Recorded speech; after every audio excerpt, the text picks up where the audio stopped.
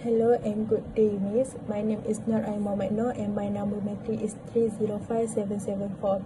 So today I'm presenting about the case study. The event I will choose is Good Vibe Festival Malaysia 2023 that held in Sepang, Kuala Lumpur in July 2023. So the main issue is the performance by the 1975 spark controversy when lead vocalist Matty Healy violated contractual terms through unethical action on the stage. So the immediate consequences is the festival was cancelled after the first day, causing significant losses to the organizer, vendor, attendees and damaging the reputation of Malaysian entertainment industry. So the legal framework is this case is analysed under tort law as it involves issue of negligence, duty of care and liability in event management. So next, background facts and stakeholder involved. So the organizer is Future Sound Asia Malaysia Entertainment Company. So the artist is the 1975 a United Kingdom band invited as the main headliner. So the action is number 1, consumize alcohol and smoke on stage. Number 2 is deliver political speech against Malaysian laws. And number 3 is kiss male band member on stage.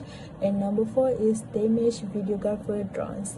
So the stakeholder involved is number 1, organizer itself, Future Sound Asia. Number 2 is the artist, the 1975.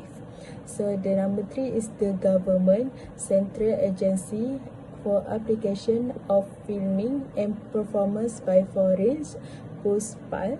And number 4 is attendees, and lastly vendor and sponsor.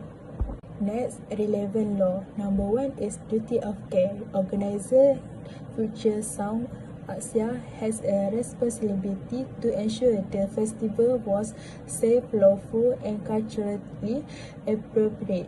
So number 2 is branch of duty. The 1975 member action include alcohol, smoking, political speech, same-sex kiss and damaging drone are violated contractual terms and government guidelines. So number 3 is causation, which means misconduct directly caused PUSPAL to revoke the listing, leading to cancellation of the remaining 2 days. So number 4 is damage.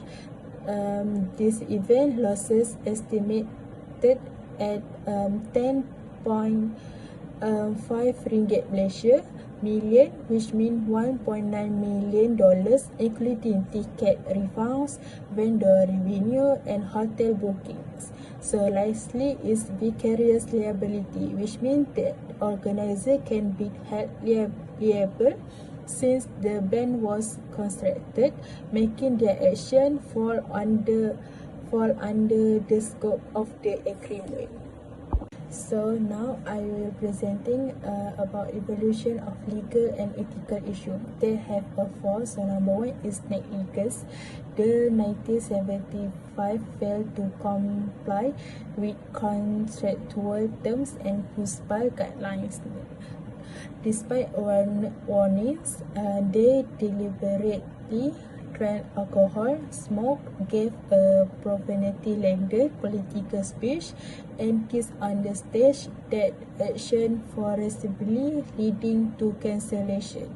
So number 2 is vicarious liability, which means the Future Sound Asia contracted with the 1975 production LLP, not individual members. This makes the organizer accountable under vicarious liability, while the LLP is the proper defendant in court.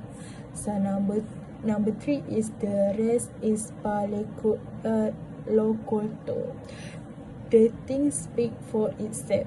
The misconduct was so blatant that alcohol, smoking, offensive speech, drone destruction, that negligence is presumed without future proof. So lastly is ethical issue that's mean the performance of the Malaysian cultural and religious value, damaging public trust. These critics even described highly action as a white savior complex that's mean worsening the alienation of local community.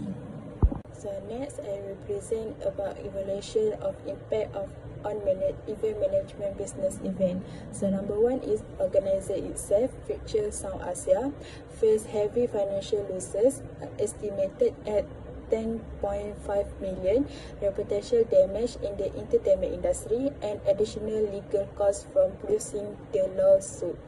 So number two is attendees.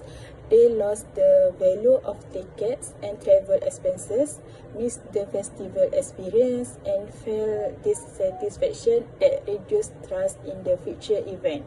So number three is vendor and sponsor.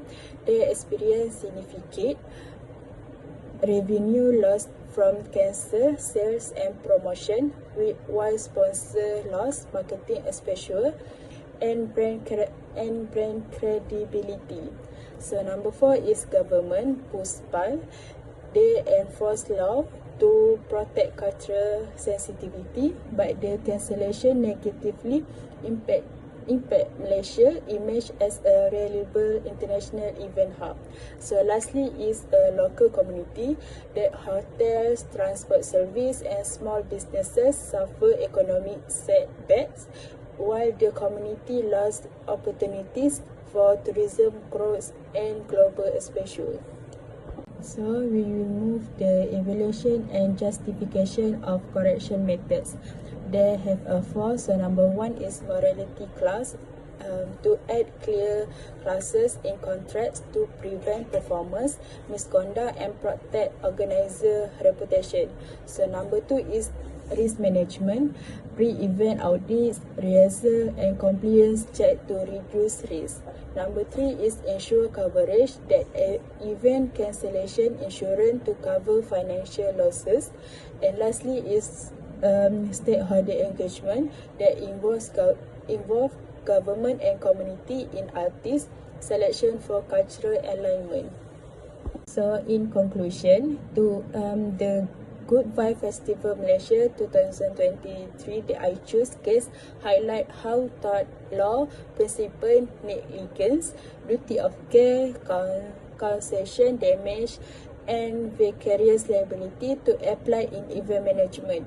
The 1975 misconduct branches contractual and cultural obligation, leading to cancellation, financial losses and reputational harm for organizer, attendees, vendors, government and the local community.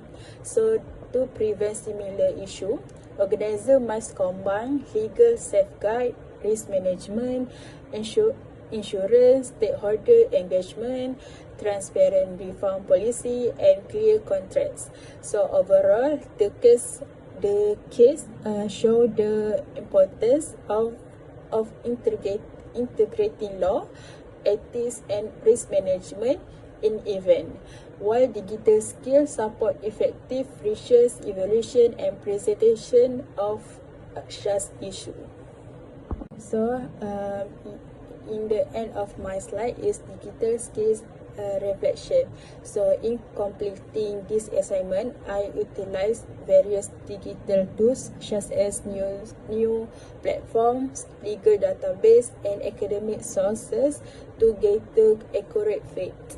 I carefully evaluated the credibility of sources before including them, ensuring that only relevant information was used. The collected data was then organized into slide, visual and stakeholder maps to make the presentation clear and engaging.